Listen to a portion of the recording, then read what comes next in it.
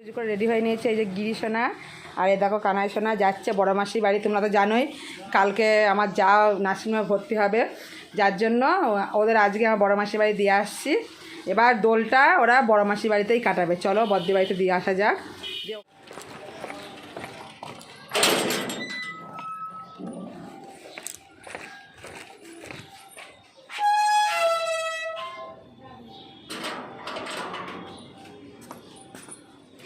চলো বড় মাসির বাড়ি চলে এসেছে আমার সোনারা।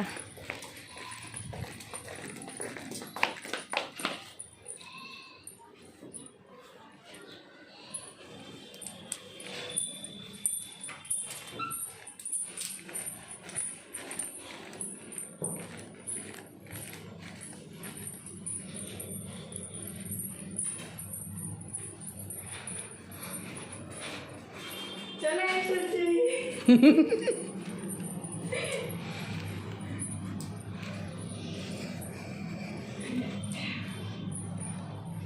চলে আসছে বাবা, পেয়ে গেলাম। রান্না বান্না হয়ে গেল তো তোর? কী রান্না করছিস সেটা? ইলিশ মাছ। আমাদের ইলিশ মাছ আছে, ইলিশ মাছের ঝোল আর ভাত করে রেখে দিয়েছি দুজনে। যাবে না? ওখানে যাবো না, কি রোদ্দুর গরম, ওখানে কি কষ্ট হয়। বীর বসি দে, নেন্টু দে, আমার গপু শোনা কই? এই পায়ে ঠেকছে এটা আমার গপু।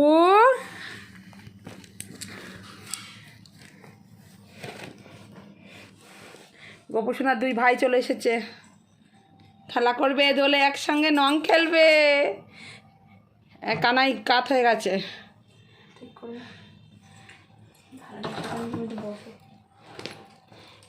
একটু গপুকে একটুখানি করে নি। ই বাবা গপু, গপু ছোনা বাবা দেখি, ছোনা কই, ছোনা বাবা কই, ছোনা বাবা কই, ছোনা বাবা, ছোনা বাবা কই, তো ছোনা বাবা।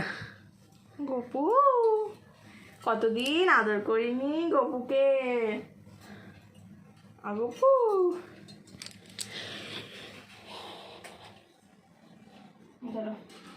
আমার লাইন দেখো বন্ধুরা, বিশাল লাইন। এই লাইন যে কোথায় শেষ বলা যাচ্ছে না। অনেক চেষ্টা করলাম লাইনে দাঁড়িয়ে, কিন্তু হলো না। এরা এই লাইনের মধ্যে টুকটাক করে ঢুকে যেতে হবে।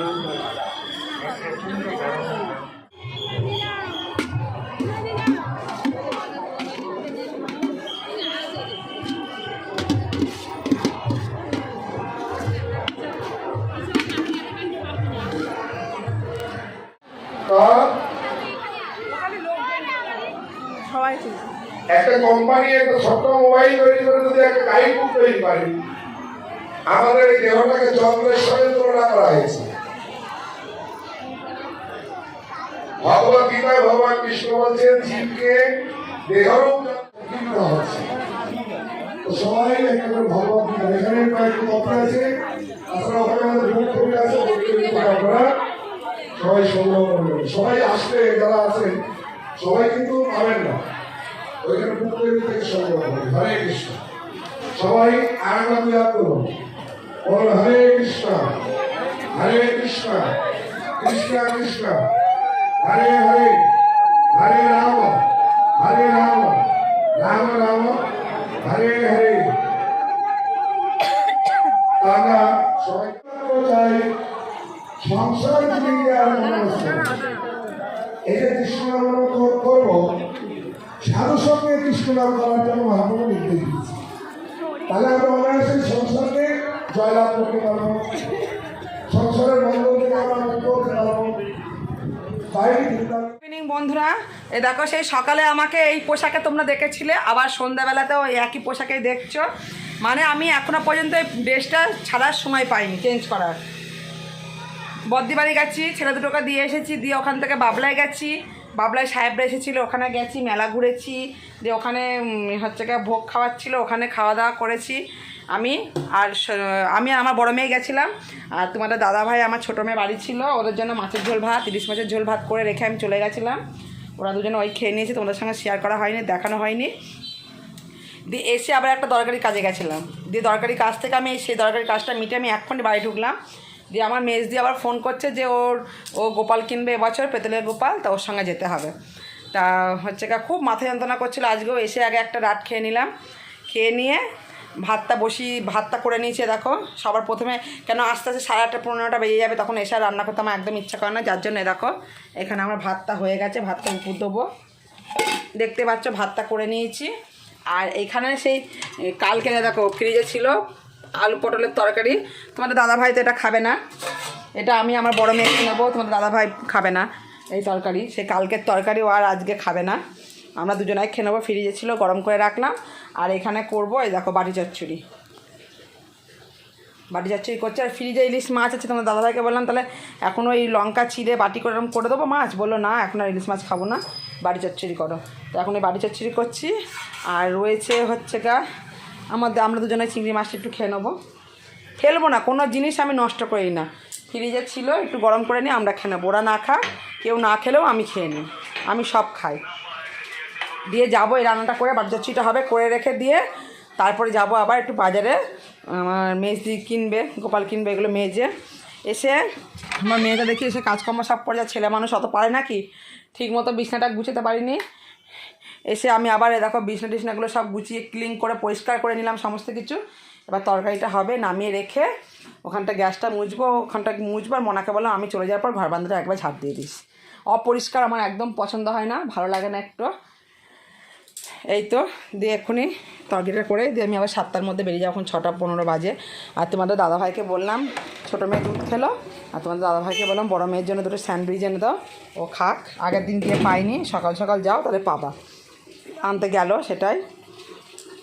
এই তো তরকারিটা করে দিয়ে যাবো, বেরোবো। আর দেখেছো কীরকম পোকা সব সামনে ফানে ভর্তি। রান্নাটা করে আগে লাইটটা অফ করতে হবে, নাহলে রাত্রে বসে খেতে পারবো না আমরা কেউ।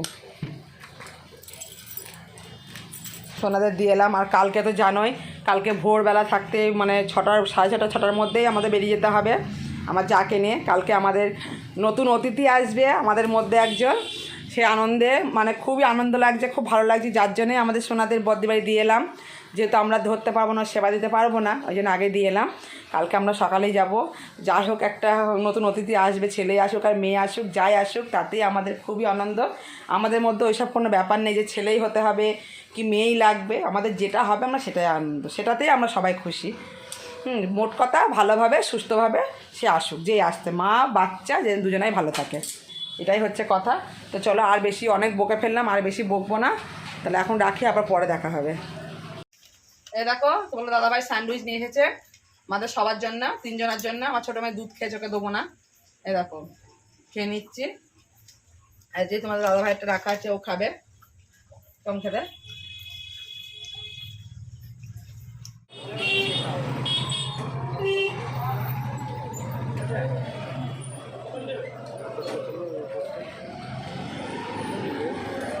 চুপ।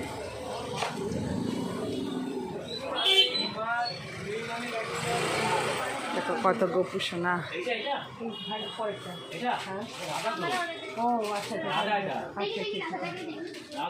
রাধা দেখে বুঝতে পারছিস না?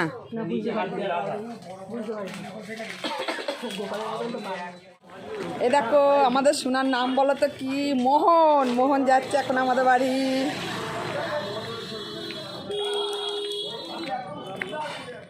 এখন প্যাঁজে নাও ক্যাডবেরি ভাইয়ের।